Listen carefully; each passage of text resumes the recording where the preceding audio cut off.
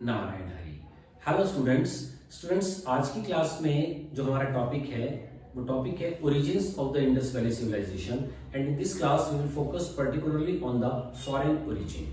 In the last class we discussed about the indigenous origins of Indus Valley Civilization कि Indus Valley Civilization जो थी वो कहीं बाहर से नहीं आई थी, वो इंडिया में ही उसका ओरिजिन था।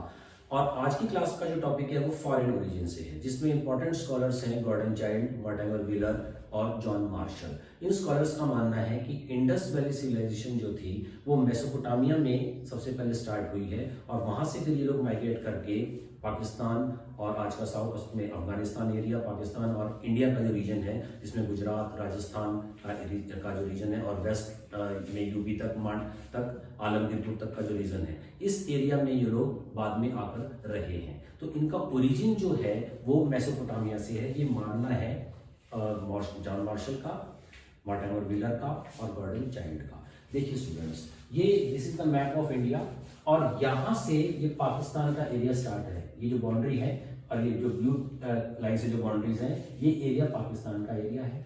और उसके बाद ये यहाँ से लेकर ये जो एरिया है ये अफगानिस्तान रीजन है। अफगानिस्तान से फिर लगा हुआ एरिया है ईरान का, और ईरान और पाकिस्तान बॉर्डर जहां मिलते हैं वहां पर वेस्टर्न मोस्ट साइट है इंडस वैली सिविलाइजेशन की, जिसको सुतका जेंडोर बोलते हैं। तो सुतका जेंडोर जो है वेस्टर्न बाउंड्री है इंडस वैली सिविलाइजेशन की। और ईरान के बाद फिर ये आगे ये जो कंट्री का एरिया है दैट इज इराक। ये एडजेसेंट है, इनकी बाउंड्री सेम बाउंड्री है, कॉमन बाउंड्री है। और इसके साउथ में है सऊदी अरेबिया का, और सऊदी अरेबिया के वेस्ट में जो कंट्री है दैट इज ओमान। तो इसमें लैंड एरिया जो है वो आप देखिएगा, थोड़ा जूम करके देखें, ये लैंड एरिया है, ये इराक है, ये इधर ईरान आ गया, ये सऊदी अरेबिया और ये इधर ओमान का रीजन है। अब इसके बीच का जो एरिया है that is the water body, और ये वाटर बॉडी पूरा अरेबियन सी का एरिया है और नीचे इंडियन ओशन है और इधर ये बे ऑफ बंगाल है।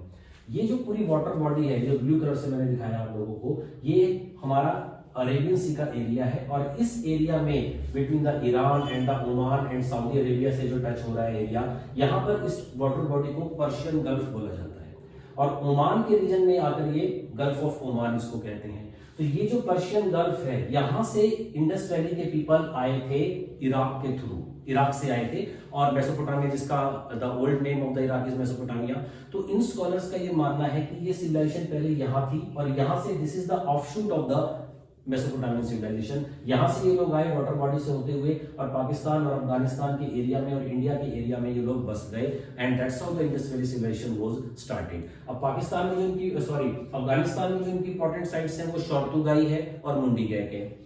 पाकिस्तान के अंदर कुल्ली, नल, झोब, क्वेटा, ये प्री हड़प्पन कल्चर्स थे जो हमने लास्ट क्लास में डिस्कस किया था। उसके साथ साथ प्रोटो हड़प्पन कल्चर्स थे, आमरी, कोटडीजी, कालीबंगन, ये और हड़प्पा, मोहनजोदाड़ो, धोलावीरा, लोथल, कालीबंगन, चालुदारो, ये सब इंपॉर्टेंट साइट्स हैं इंडस वैली की। और इन स्कॉलर्स का मानना है कि ये लोग मेसोपोटामिया से आए और इस एरिया को उन्होंने ऑक्यूपाई किया और यहीं पर इंडस वैली सिविलाइजेशन का ओरिजिन हुआ।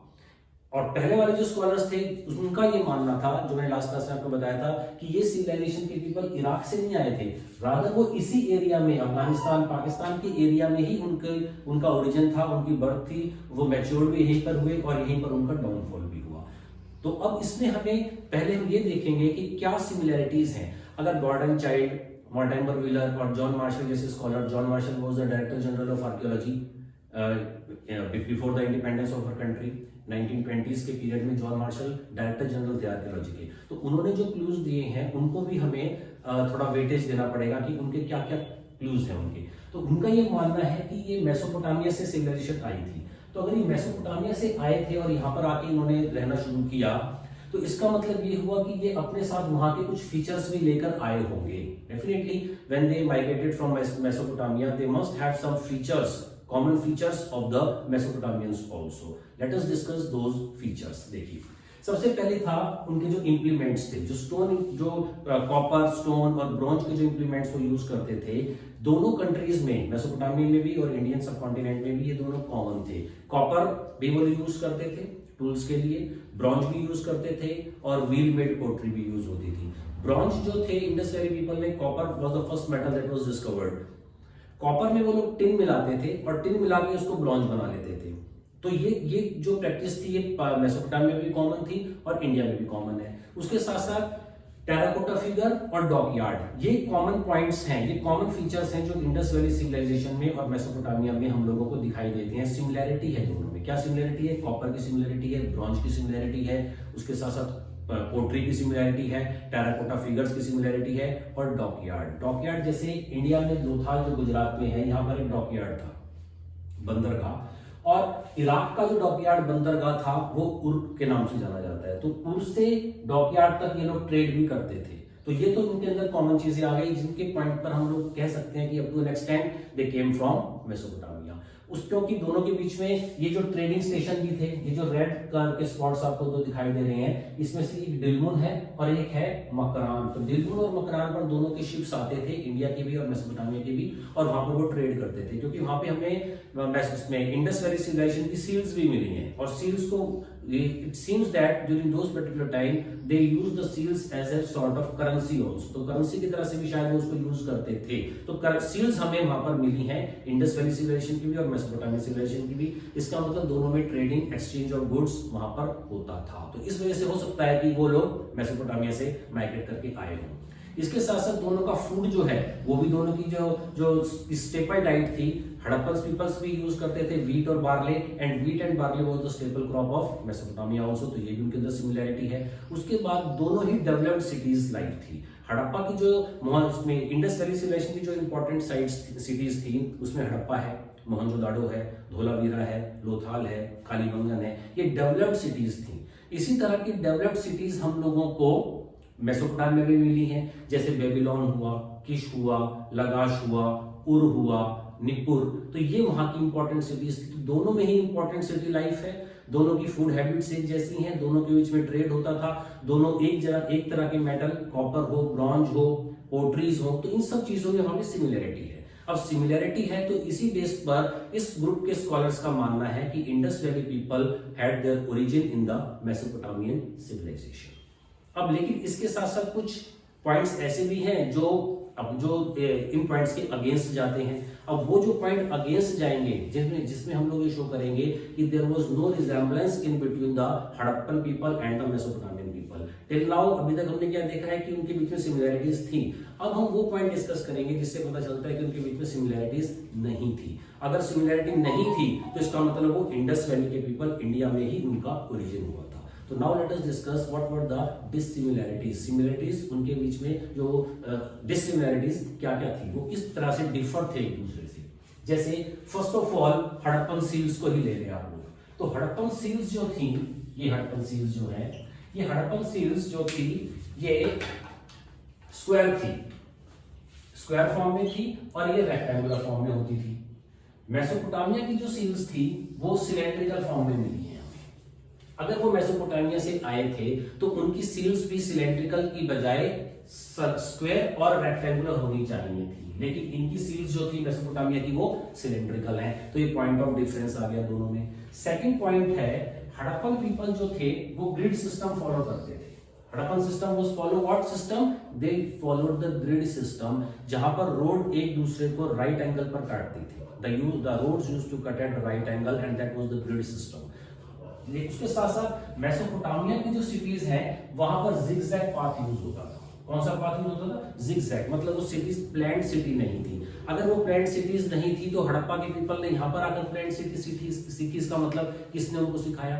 तो इन सब पॉइंट्स से हमको लगता है, क्योंकि इसमें सबसे बड़ी जो ड्रॉबैक है वो ये है कि the script of the Indus valley civilisation is not deciphered till date. अभी तक उनकी स्क्रिप्ट हम नहीं पढ़ पाए। जब स्क्रिप्ट क्लियर नहीं है तो हम एक्सपेक्ट करते हैं the day when we will be able to decipher the Indus valley script, बहुत सी चीजों के ऊपर हम लोगों की नॉलेज बहुत एनहेंस कर जाएगी। लेकिन जब तक स्क्रिप्ट डेसिफर नहीं है तब तक हमको इन सब पॉइंट्स के ऊपर डिस्कस करना होगा।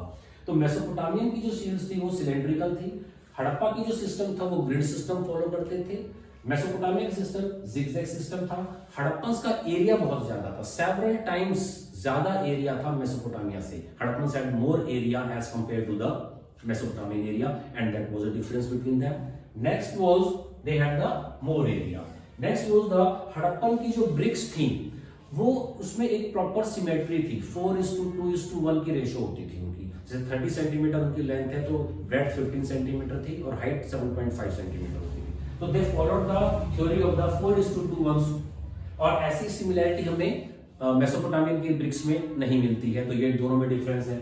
उसके साथ साथ जो मेसोपोटामिया था that was ruled by the king, वहां पर मोनार्की किंग्स थे, जैसे इंपॉर्टेंट किंग्स थे। Gilgamesh was an important king of Uruk Uruk जो है सिटी थी और गिलगमेश वहां का रूलर था। उसके बाद मेंसेंडेम was an important ruler of the उर्क।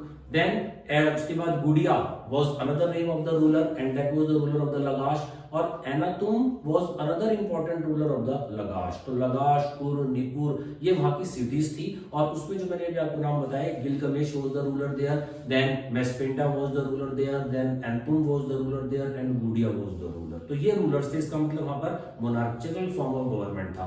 लेकिन इंडस वैली में मोनार्चिकल फॉर्म ऑफ गवर्नमेंट नहीं था, वहां पर जो एलिट क्लास थी ट्रेडर्स की वो रूल करती थी। It seems they were ruled by the traders and Mesopotamia was ruled by the monarchs or the kings. So that was again an important difference in between the Mesopotamian civilization and the Indus Valley civilization. Second was the next important is the transport.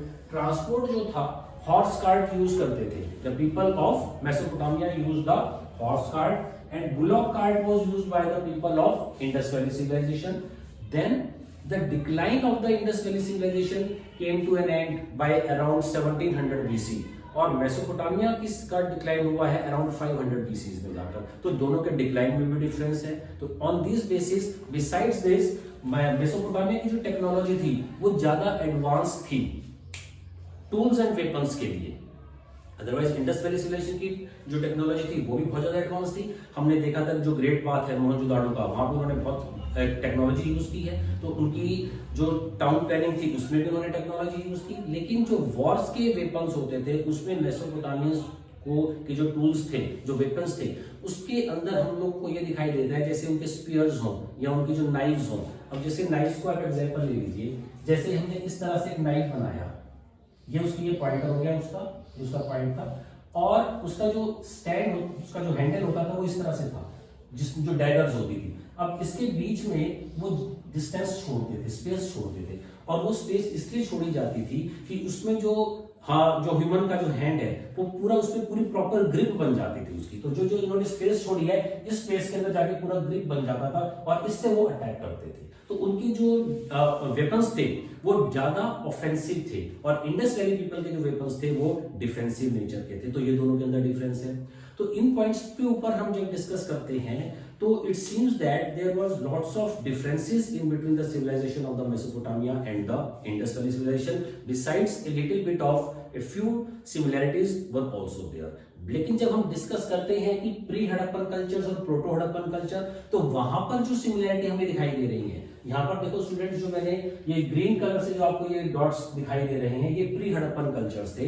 कुल्ली, नल, झोब और क्वेटा, यहाँ पर जो लोग रहते थे 4000 BC और 3500 BC का जो टाइम पीरियड था, वहां पर जो लोग रहते थे वो लेस डेवलप्ड थे, और with the passage of time वो डेवलप भी हुए। और जब वो डेवलप हो गए तो जैसे ये कुल्ली, नल, झोब और क्वेटा है ग्रीन कलर से, और ये जो ब्लू कलर से हैं ये हड़प्पा और मोहनजोदाड़ो है जो कि वेल डेवलप्ड सिटीज थी। उसके साथ साथ ये लोथाल और धोलावीरा, ये भी बहुत इंपॉर्टेंट और डेवलप्ड सिटीज थी। तो ये जो डेवलप्ड सिटीज थी, ये डेवलप्ड सिटीज थी, और ये लेस डेवलप्ड सिटीज हैं कुल्ली, नल, झोब और क्वेटा। लेकिन एरिया इनका एक ही है, इंडियन सब कॉन्टिनेंट। तो इंडियन सब कॉन्टिनेंट में ही कुल्ली, नल, झोब, क्वेटा हुआ, और बाद में with the passage of time वो और जब उनके अंदर डेवलपमेंट हुई तो वो हड़प्पा, मोहनजोदाड़ो, धोलावीरा और लोथाल जैसी इंपॉर्टेंट और डेवलप्ड सिटीज के अंदर कन्वर्ट कर गए या माइग्रेट कर गए। दूसरा, यहाँ वो इसका मतलब क्या हुआ कि इंडस वैली के जो ओरिजिन्स थे वो प्री हड़प्पन कल्चर से ही वो ओरिजिनेट हुए थे। दूसरा प्रोटो हड़प्पन कल्चर थे, जो आपको रेड कलर की जो डॉट्स दिखाई दे रहे हैं, ये था आमरी, कोटडीजी और कालीबंगन। दो पाकिस्तान में है, आमरी और कोटडीजी, और ये कालीबंगन इंडिया में है। तो इनके अंदर भी बहुत ज्यादा सिमिलैरिटीज थी प्रॉपर हड़प्पन कल्चर से। तो इन सब पॉइंट्स को देखने के बाद ज्यादा जो स्कॉलर्स का मानना है, ज्यादा इंडिकेशन जो हमें मिलता है वो ये है कि इंडस वैली सिविलाइजेशन मेसोपोटामिया से ना आकर यहीं के जो इंटरनल कल्चर्स थे, pre Harappan cultures of Kulli, Nal, Zhob and Quetta, proto Harappan cultures of Amri, Kot Diji and Kalibangan, यही कल्चर बाद में इंडस वैली के प्रॉपर कल्चर के अंदर, सिविलाइजेशन के अंदर डेवलप कर गए।